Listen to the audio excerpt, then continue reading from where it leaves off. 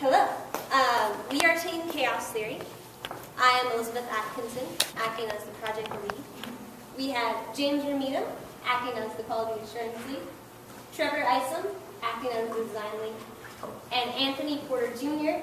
as the documentation lead, as well as assisting Trevor with some of the design lead responsibilities. Our client is Dr. Brett Smith, who is the Associate Professor of Music Education over at the Music Department, as well as the Assessment Coordinator for the Music Department.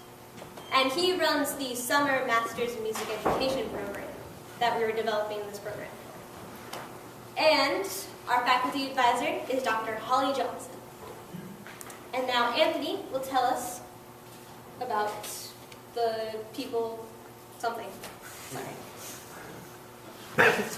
For our process model, we decided to go with one of the agile methods because we feel that the requirements are likely to evolve and change over the duration of the project. We're specifically using Scrum because a lot of the practices are beneficial for our team. For example, we're using sprints, and that ensures that we continue on at a steady pace, and it also gives us a deliverable, or provides us with a deliverable for our client at the end of each sprint, which we then get feedback from our client to go into our next set of requirements. We're also encouraging collective ownership over our code to make sure that everyone has a general idea about all the code, basically.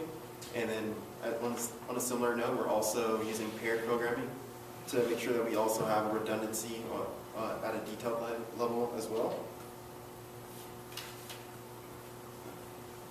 So Dr. Smith has issues because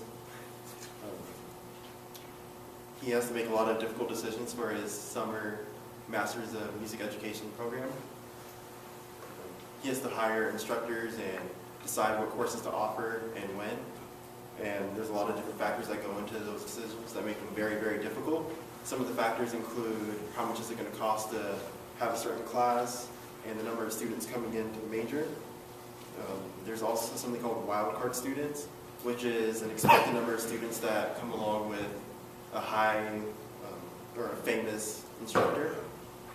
And right now his current system is really primitive, and it takes him a lot of time, and it's really frustrating for him, and we're trying to automate that process to improve it and make it a little bit better.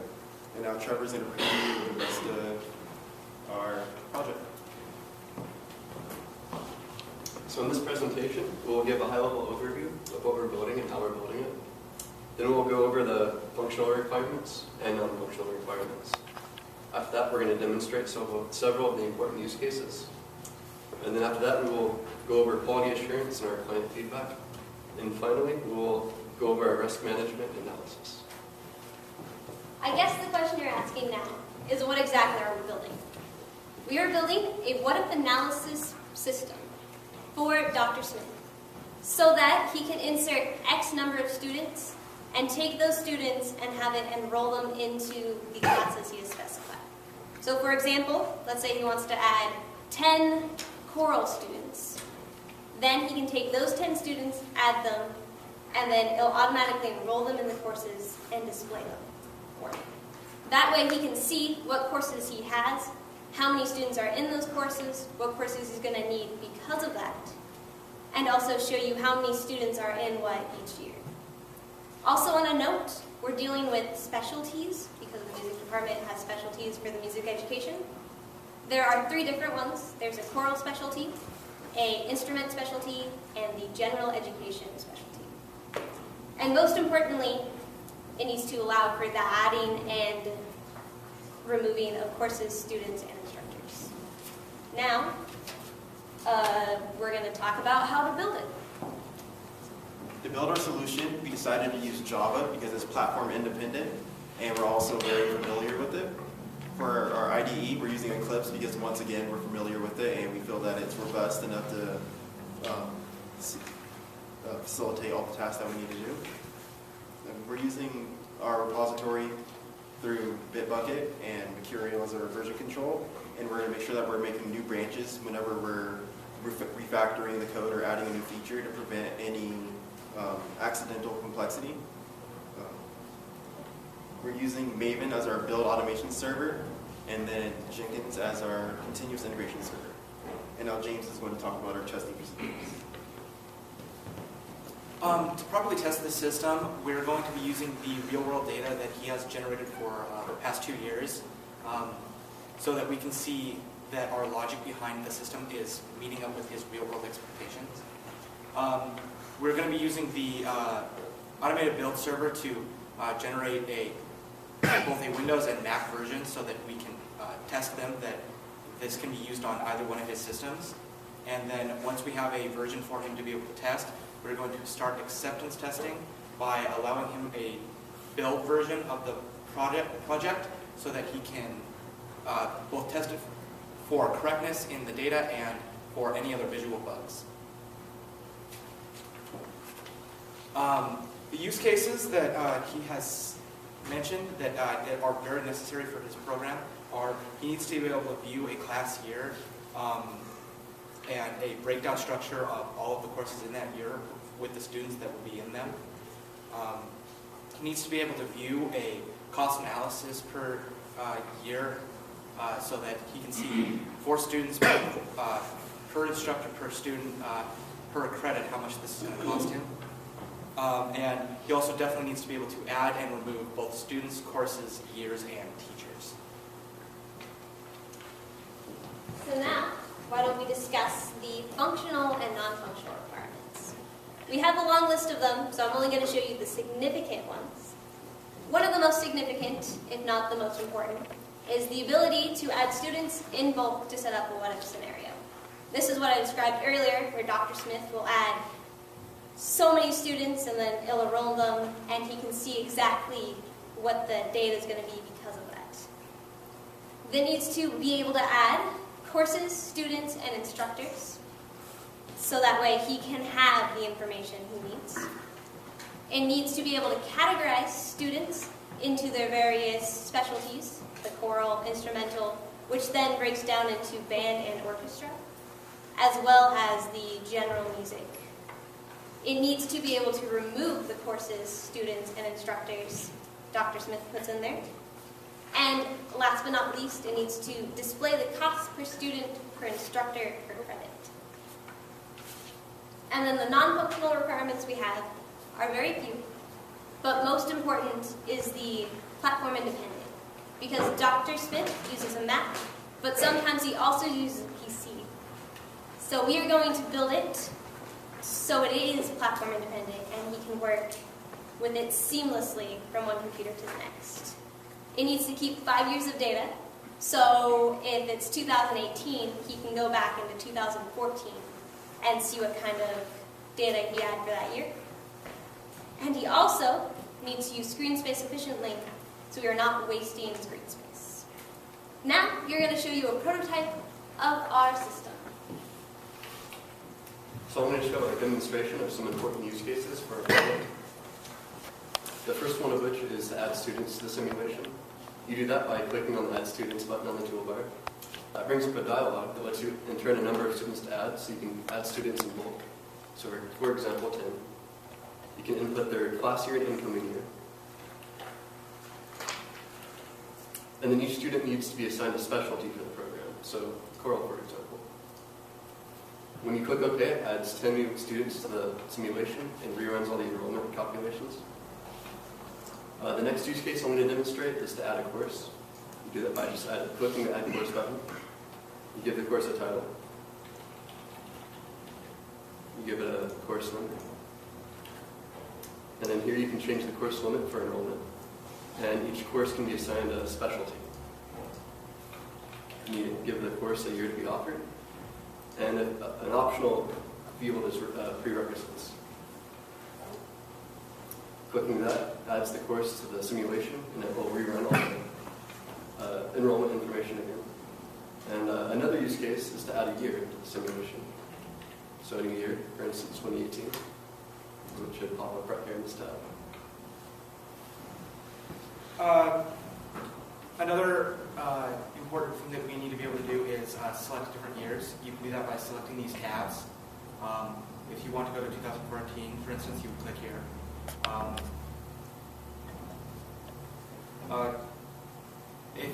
say you wanted to remove that year, such as they don't need 2014 any longer, after you have 2014 selected, you would come up here to the toolbar and select remove year, and as you can see, it's gone. The data is not lost, however, it's just that 2014 is currently no longer available to be seen. If you want to view course information more accurately, you can click on one of these objects, and over here on the side you can see a more detailed information about the course. And the final use case is if you wanted to remove a course, such as this general music, you would select it so that it's showing you its information, and come to the remove course option, and it will remove the course from the list. And that's it for our demonstration. We have shown this prototype to our client to gain his feedback from where our current direction is, and he currently is very impressed on the current direction that we're going. He believes that this is definitely headed in the right direction, but he has given us some suggestions on that we should add more user reference so that the program itself will tell him what he's clicking, so that if he selects a year, it will tell him both on the information panel and in the course list that year has been selected. And he definitely believes that there are a few minor graphical user interface tweaks that can be done, but in general, this is heading in the direction that he wants.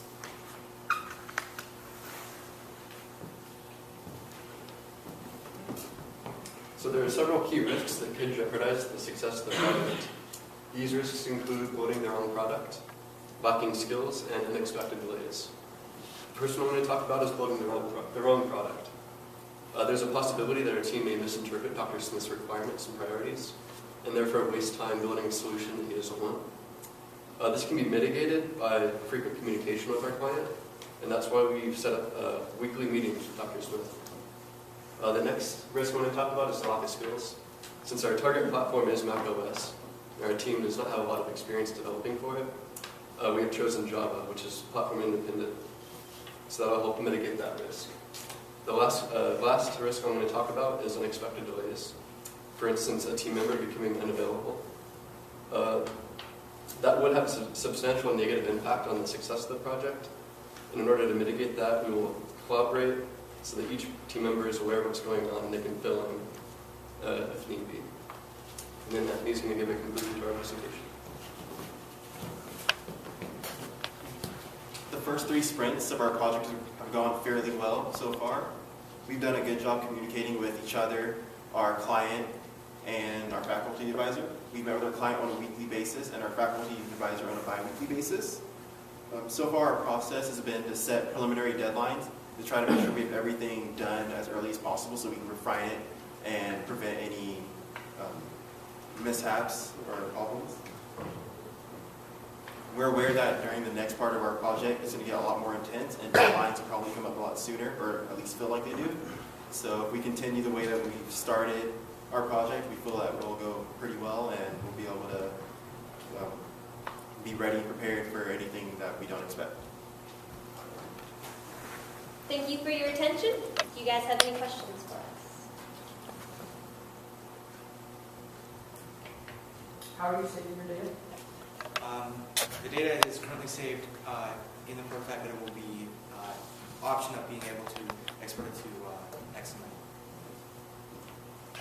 Are you worried that your client might accidentally delete something if he didn't intend to and not be able to get it back? We are going to ensure that if he deletes something, that he can have a rollback save. That's why if he deletes a year or if he deletes a course, it doesn't actually delete the students. These things are separate entities.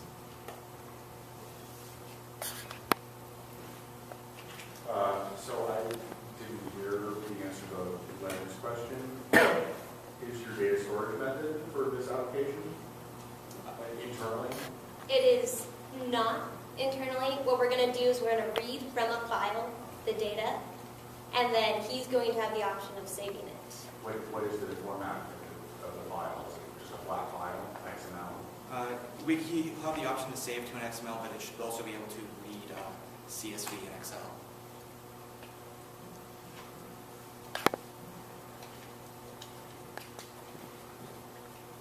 So you say that this will be platform independent and that you're going to use Java. Are you going to deliver VLL or executable or what?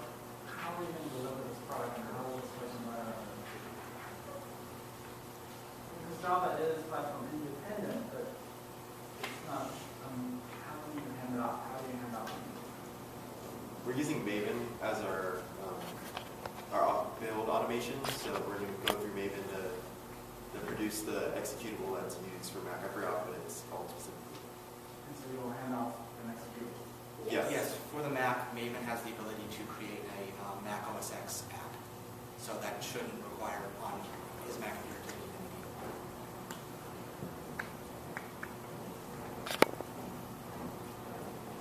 Maybe you discuss this. How are you going about testing so it's platform independent? Like, do you have access to Macs? Or? Yes, I have at least an access to a Mac, and they have access to Macs here to be able to test on a Mac. So testing your personal machine? I have a personal machine, and I know where where the group can find other Macs if that is required. Right.